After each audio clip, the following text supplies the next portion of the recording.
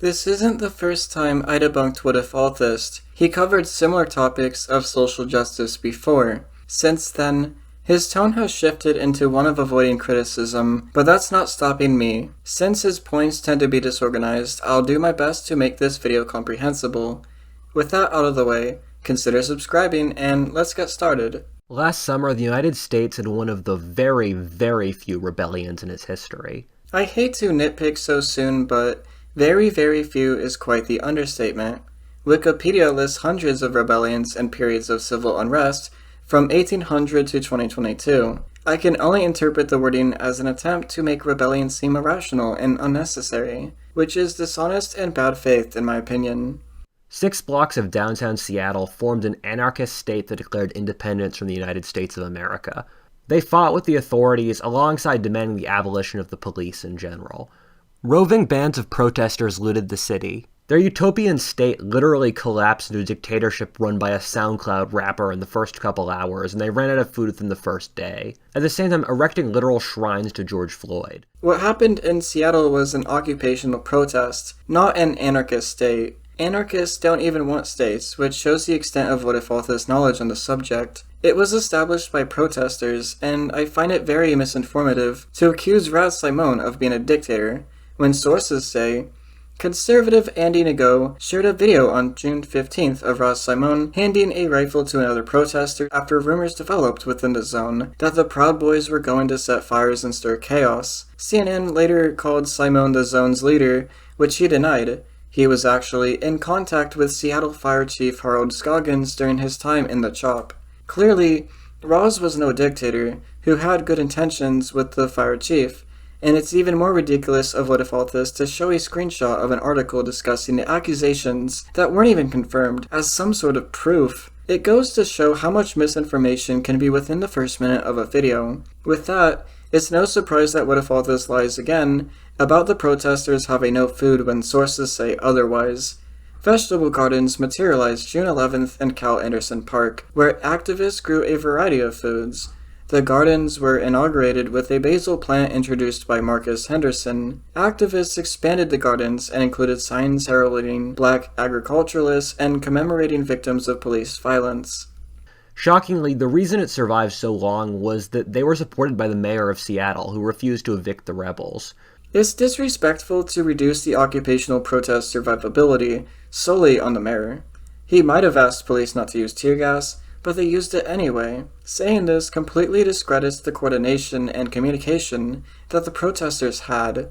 Left-wing media, in turn, reported this case in a very skewed way, describing the revolt as like a block party or peaceful protests. Some of my friends in Canada and Europe say it was barely even reported over there.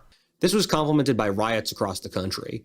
I'm sure lots of people have similar stories, but my friends in Philadelphia saw people use dynamite to blow up ATMs, widespread looting, fires, and breaking cars in wealthy downtown areas. One of my friends from Richmond, Virginia told me that their police station was burned down, as well as literal buses in the street. These riots and rebellions, which were largely supported and never denounced by the mainstream left-wing media, were based around the murder of a single black man in Minnesota. What provoked an otherwise rational society to behave in this manner? That's the question of this video. The idea of a left-wing media is laughable, and the lack of coverage in other countries is irrelevant to me. Whatifalthist reveals his ignorance further in quite the reductionist way, by believing all the civil rights movements of 2021 were because of the murder of a single black man, when in reality a total of 1,051 black people died that year from police unjustly. That's according to the nonprofit organization Mapping Police Violence MPV. The source goes on to say, they are being killed at similar rates to previous years, the data shows, despite a national reckoning sparked by the police killings of George Floyd. So, was all of this because one dude unjustifiably died? Hell no. People were noticing the trends, and George Floyd's death was the spark to the decade's worth of gasoline. I think it's quite understandable that people who have been oppressed so much would seek violence anyway. When I hear of dynamite, burning buses, and riots, that shows me the people really want to be represented, doesn't it? Can we blame them? The response to the protest were armed National Guards and Humvees. It's pretty damn sad that the people who have been targeted by systematic discrimination for hundreds of years are still victims of it. If that's the question of his video, then we're done here. I'll just be clarifying and debunking what more bullshit gets spewed by Whatifalthist from this point on then. You're going to start to see my political opinions, and even though I'm center-right, I wanted this video to be rooted in common sense and values that all reasonable people from different cultures or political beliefs could agree with. To translate, he's suggesting that if you don't agree with his video, you're not rational or capable of common sense like he is. No matter how much one wants to avoid criticism, if you're going to express your thoughts to a public audience, you're suggestible to criticism no matter how rational or informed you think you are. That's the whole purpose of debate, and I expected better from a self-acclaimed historian. I don't stand against anyone who's trying to do genuine good and deal with legitimate oppression, where I would say the movement to get gay rights or the civil rights movement are both good, but I think these people come from a very different tradition than modern social justice, where Martin Luther King, for example, drew from the American tradition of us all being equal before the law and God, but these modern social justice people come from a Marxist tradition that tries to tear down the successful rather than pull up the downtrodden. At the same time, I don't think the right is blameless, and the right has done bad stuff in the last 2 years, but an ill done on the right doesn't justify an ill on the left. Also, for those of you who are going to say this is a biased rant with no research, I've actually done a tremendous amount of study from all perspectives to get to this video essay. I find it egocentric to act like he has the ability to determine what oppression is and isn't legitimate. He may think civil rights movements are safe, despite previously reducing black protests down to a single man, as well as poisoning the well of an occupational protest that commemorated blacks and victims of police brutality. Then he mistakenly quotes Martin Luther King again. Whatifalthist, MLK isn't the idol you think he is to you. He was a socialist who, in the last speech he made before his death, attacked capitalism and asked his listeners to question who owns the oil and why water costs money in a world full of it. Quit whitewashing him into the liberal Christian figure. MLK was no Marxist, but I have no idea where Whatifalthist got the idea to call anyone he didn't find legitimate Marxists. It has no base being used here, and it's just a senseless buzzword like how every other right-wing politician uses it. Not that Marxists being into social justice is a bad thing. He tries to dismiss criticisms of him being biased, but it really is a bias. That he has such a personal disagreement with Marxists, to think that makes a solid criticism beyond it just being his opinion. A lot of people don't know how far this movement's gotten, so I'm going to give some examples. For one, the Biden administration has referred to women as birthing people because saying mothers might be transphobic. The Canadian government passed a bill making it illegal not to use someone's preferred pronouns. I know not much good can come from a right-wing video on social justice, but I actually expected better from Whatifalthist. Something articulate, even if it was disagreeable. But no, we're really molding over pronouns and terminologies. Leftists are called snowflakes so much, but here's this guy, inconvenienced over trans people capable of birth having more considerate and inclusive language for them. I thought it was established misinformation by now, that Canada doesn't criminalize anyone who uses unpreferred pronouns. Instead, pseudo-intellectuals from Jordan Peterson to Whatifalthist keep rehashing it. Even Fox News, to my surprise, agrees with me. In addition to race, religion, and sexual orientation, Bill C-16 added gender identity and expression as areas that can be grounds for discrimination under Canada's Human Rights Act. It also amended the country's criminal code to add protections for transgender people against hate speech. The Guardian posts articles saying hating men is okay. How lazy or dishonest does one have to be to show an article and make comments that contradict the title? That's exactly what Whatifalthist did here, who I doubt even read the article. I did, and it was exactly what I assumed, clarifying that feminism isn't about hating men in an attempt to clear the misconception, and then it challenges the reader to understand why women might hate men. Like, slaves hating their masters is pretty understandable, right? Maybe women are enslaved by men, but there's certainly a power dynamic over women in patriarchy. It requires nuance to grasp that one can understand something without agreeing with it, which is exactly what The Guardian was doing. CNN supports reparations for slavery, something most black people don't support. For the next round of Oscars, they have quotas on how many people from oppressed groups you have to have on the staff of your movie in order to be eligible. these are all moderate left-wing places as well. I could go on and on with stories like this. In just my personal life, CNN was actually being impartial here. Harvard reached out to CNN, who showed Harvard's discoveries. But even if CNN was showing support, I really don't see what the problem is. African Americans disliking it or not, the purpose of articles can sometimes be to challenge views and provide incitement to its readers. Harvard wanted to see if there was a connection between discrimination and infection rates, and the process was quite thorough. I encourage everyone to look into it themselves, then take the word of either of us.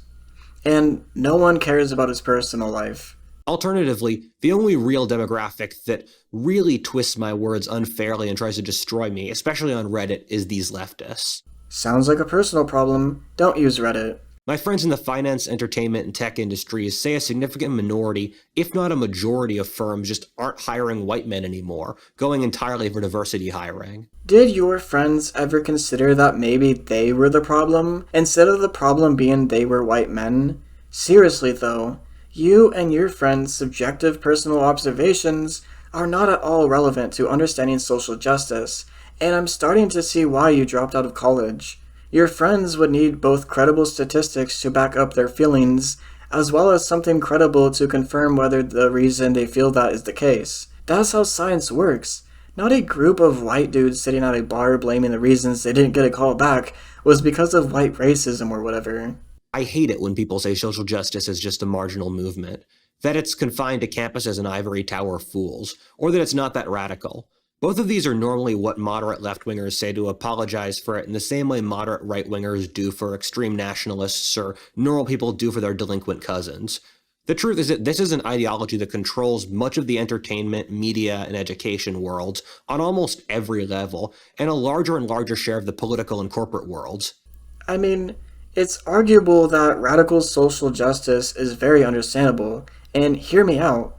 Why should suffering marginalized groups wait on white cishet old dudes running the government to finally keep up with the times and just maybe relinquish some of their power willingly? No one should have to wait 200 plus years for the slightest rights and relief of their problems, like people of color, women, the queer, and disabled have. People often roast Jordan Peterson for saying social justice formed as cultural postmodern Marxism, but that's historically accurate. People roast Jordan Peterson for that because cultural Marxism is literally a myth constructed by fascists in the belief that society's social progress is a culture war on traditional Christian values. Seems like Whatifalthist wants to be another far-right pipeline like his Kermit idol. If you wanted to find the place where the ball started rolling that eventually resulted in social justice, it would be with the disenchantment with traditional Marxism that came during and after World War II. Once leftists realized that Marxism had failed in every single level imaginable by not reaching a utopia, being poorer than capitalism, killing tens of millions of people, it's so easy for Whatifalthist to throw a bunch of shit around, and so frustrating for those who know better to have to clean it all up. It's a big presumption to suggest Marxists deviated from traditional Marxism for those listed reasons, which are themselves plain wrong. For starters, Marx's friend Engels wrote Socialism, Utopian, and Scientific to clarify that communism wasn't utopian, and both of them constantly criticized fellow socialists of theirs for being way too idealistic in their thinking. The millions of deaths accusations are still heavily debated and controversial to this day, but even if undeniably true, they aren't connected to traditional Marxism. I'm not trying to shift the blame onto the Leninists either, mind you. I could definitely get into how the Black Book of Communism, for instance, has been called out by its own authors and other scholars for being too biased, and how its number of deaths under communism were exaggerated and included Nazis killed in World War II. Calling socialism poorer than capitalism is just ridiculous, considering comparisons between the Soviet Union and the United States, or just how the USSR was able to become an industrial superstate with the first object, dog, man, and woman into space. It's a bit more nuanced than Whatifalthist thinks, since there are socialist and capitalist countries that are both considered rich and poor, as well as plenty of factors to explain why certain countries are richer than others, like third world capitalist nations being exploited and destabilized by foreign intervention, or countries like North Korea being burdened by genocidal sanctions that hurt its civilians more than the leaders. I've said this in my previous debunk, and I'll say it again. Rich and poor countries are intertwined with political bias. Homelessness, poverty, malnourishment, and other negatives are universal traits among all countries in our current world. A poor country can have free college, free healthcare, high literacy, and affordable housing, while a rich country like the US can lack these things and still be called rich. This is just bootlickers caring about wealth they'll never have over the well-being of the common people, because one day they'll be wearing the boot.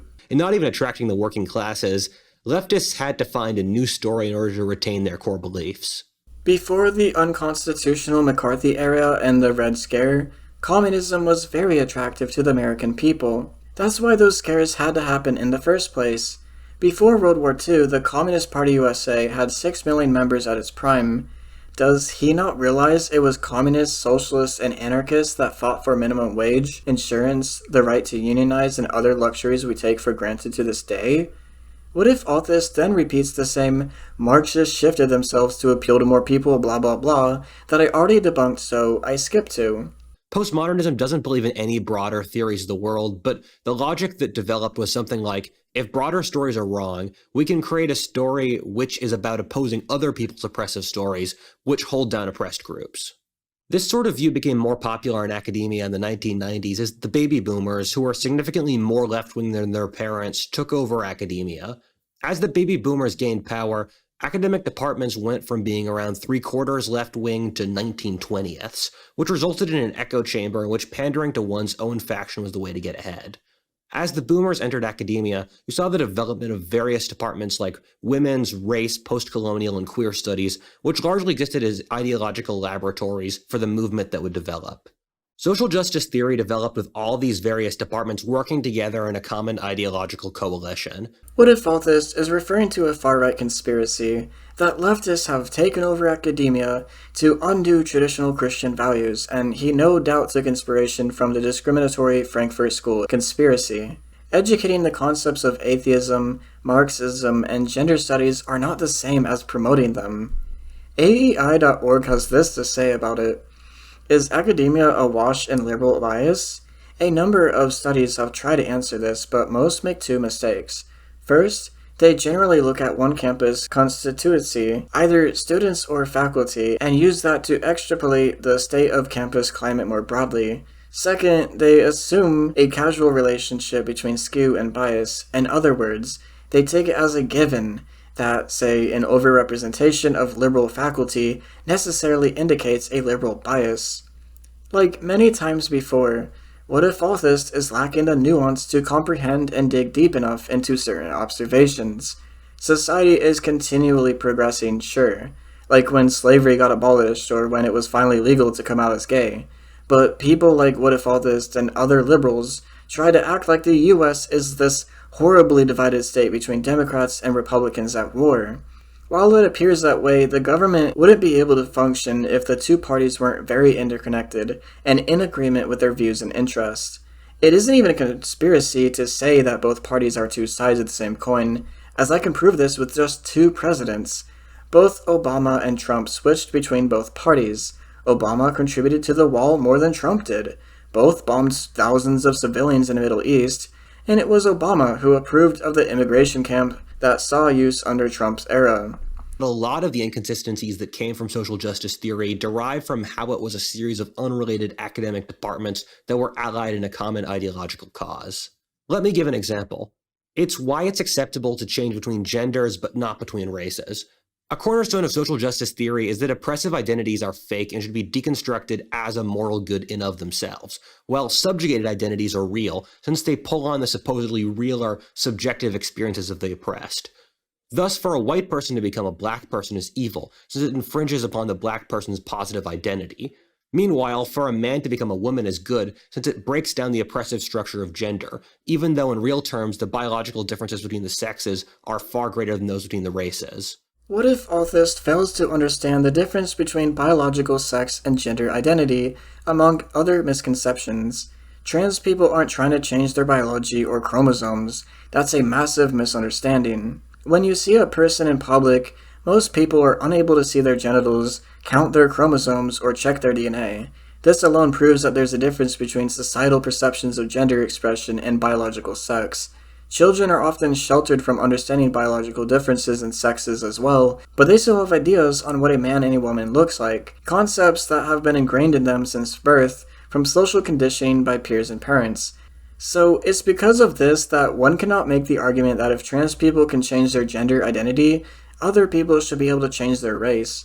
Race, like sexes, are biological.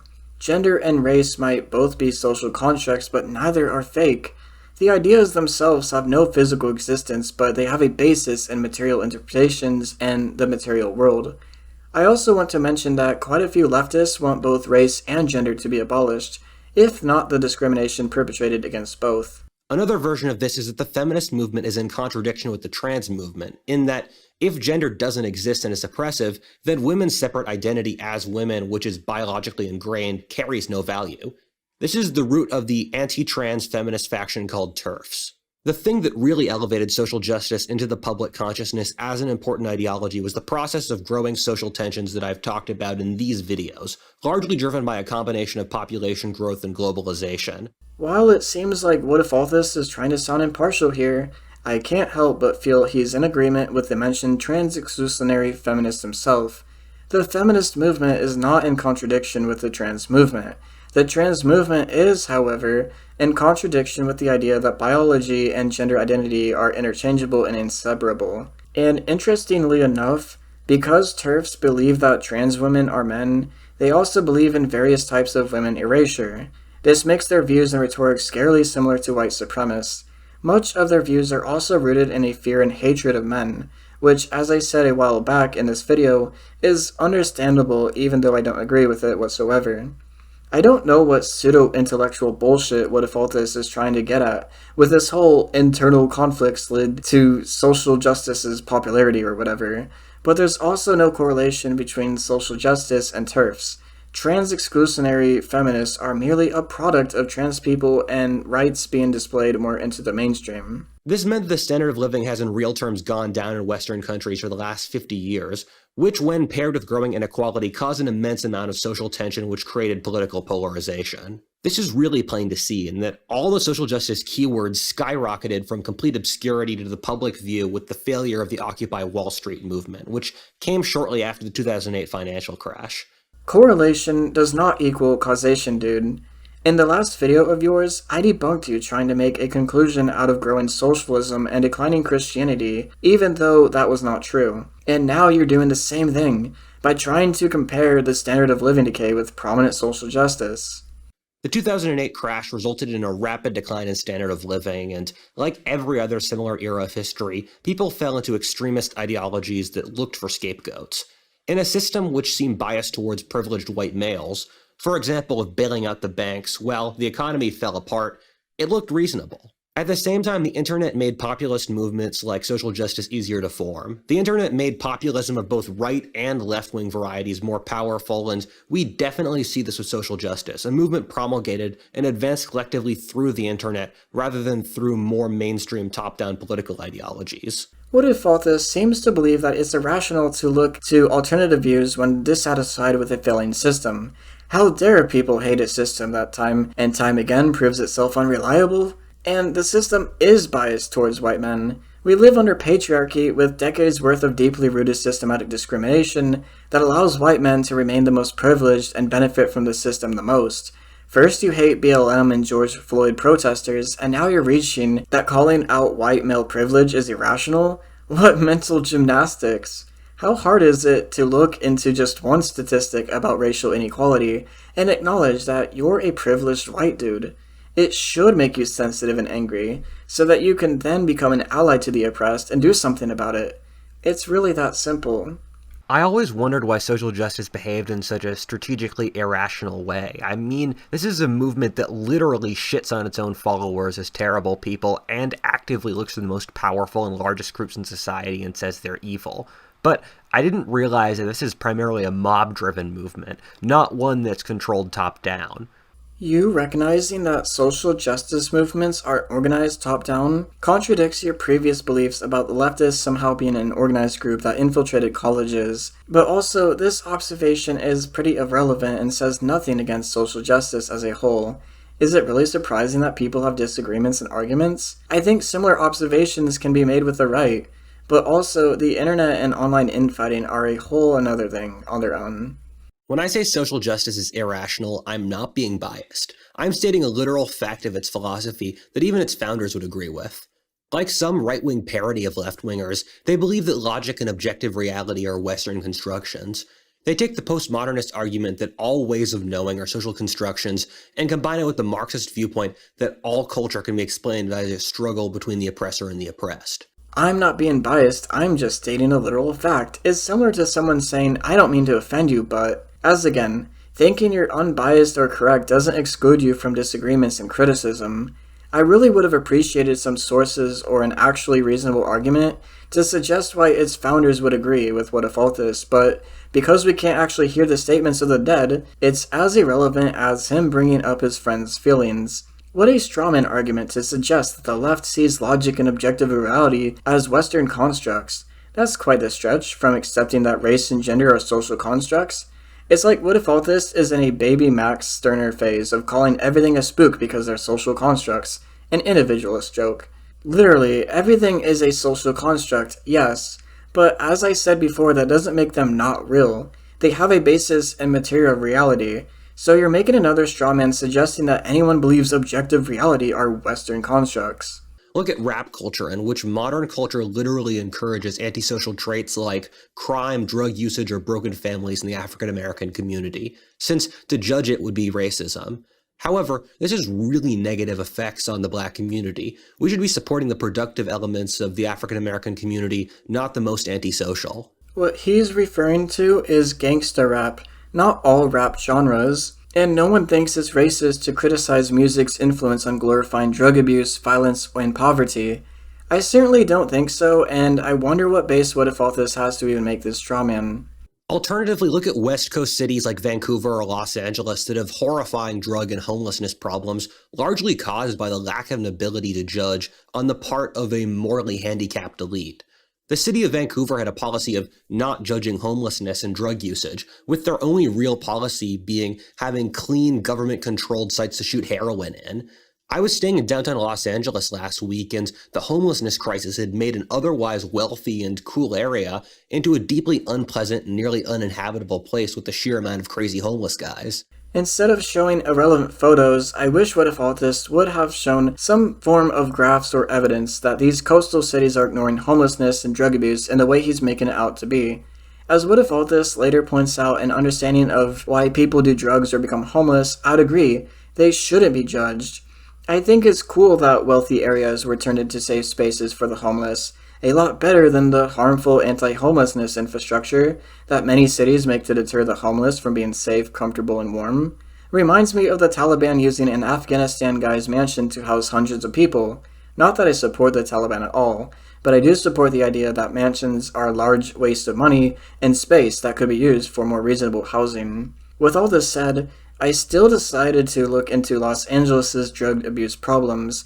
Instead of suggesting that the city had some sort of unique negligence of drug abuse, it clarified that drug abuse is a universal experience, especially throughout the entirety of America. One might think I'd become numb to Whatifalthist's continual spreading of misinformation and dubious conclusions, but no. However, mental illness and drug abuse is when people aren't in their right minds, and considering that Western societies had practically none of either 60 years ago, means that this is a pretty easily solvable problem. What? Mental illness and drug abuse were practically non-existent 60 years ago?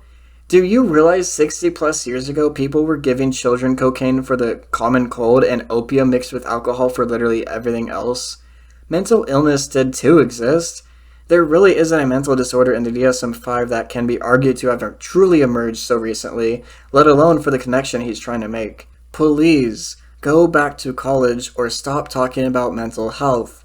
It's one thing to spread misinformation about Marxism, but misinformation on this topic is actively harmful and only further perpetuates stigmas that hurt psychology and people with mental disorders. These addicted people and their families, whose lives they've often really hurt or ruined, would probably in the long view be thankful for a government that doesn't act like a smug, negligent parent. An irrelevant assumption based on nothing but an already disproven strawman argument.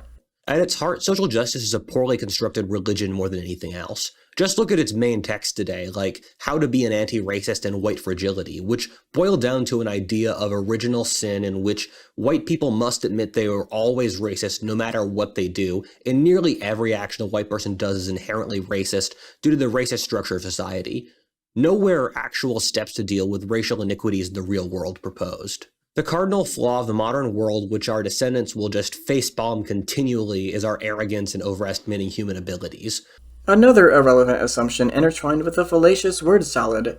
Also, no one says white people must admit they are racist no matter what they do, or that everything they do is inherently racist. Showing images of books was a step up from before, but if you want to truly prove what you say, some references to chapters would be appreciated. The burden of proof is on Whatifalthist. I'm not going to read entire books just to debunk a guy with a track record of baseless assumptions and strawman conclusions. All the cool philosophies that developed since the Industrial Revolution, such as communism, fascism, and the various fads that have passed, all failed since they acted as humans, and especially humans in positions of power, are capable of doing everything. Oh, Whatifalthist, flattery gets you nowhere. Especially when you fail to provide anything backing your determination of communism being a failure, or how you're even determining and defining what constitutes a failure versus success. This is a critical flaw in social justice philosophy, which believes that human nature is inherently changeable and all disparities can be solved. But human nature is inherently changeable. Let's go with a common misconception about communism being against human nature, because greed is natural. I agree that greed is natural. It is natural because humans are capable of being greedy. But capitalism encourages greed systematically through competing for wages in order to survive. Communists don't think it's possible to abolish greed. They instead believe that communism creates different material conditions where greed, as it is under capitalism, wouldn't be as necessary or as similar as it would be in communism. I don't know where Whatifalthist gets at anyone believing all disparities can be solved, but I still agree with it. If we're to believe that certain issues cannot be solved, and Whatifalthist has specifically mentioned civil rights and feminism, it wouldn't be a stretch to suspect he's either being defeatist or trying to justify discrimination. This sounds like the same race science pseudo-BS spewed by conservatives in the times of slavery and segregation. This is where I'm going to stop. The entire video is a gish gallop, while the rest of it repeats the same format. Random bits of personal and irrelevant correlations that make a disorganized point. There's definitely more to debunk, but I've already debunked the primary point of the video he stated within the first 5 minutes. Why I don't like people like Whatifalthist, especially when they have large audiences, is it's so much easier for them to throw tons of misinformation that lead to horrible conclusions than it is for people like me to correct them. A sentence to make a point for Whatifalthist is a few well-researched sentences up to a paragraph for people like me. It's quite a shame, especially when a majority of his viewers probably watch with a confirmation bias to hear what they already think and hear it being said in a somewhat brainy manner to sound right, despite no sources being linked ever and very little to no encouragement of critical thinking. And on top of this, the consistent spreading of so much misinformation is incredibly damaging, not just against nuanced understandings of Marxism, but of social justice and mental health as well. It's for these reasons I don't think Whatifalthist deserves the views and income that he does.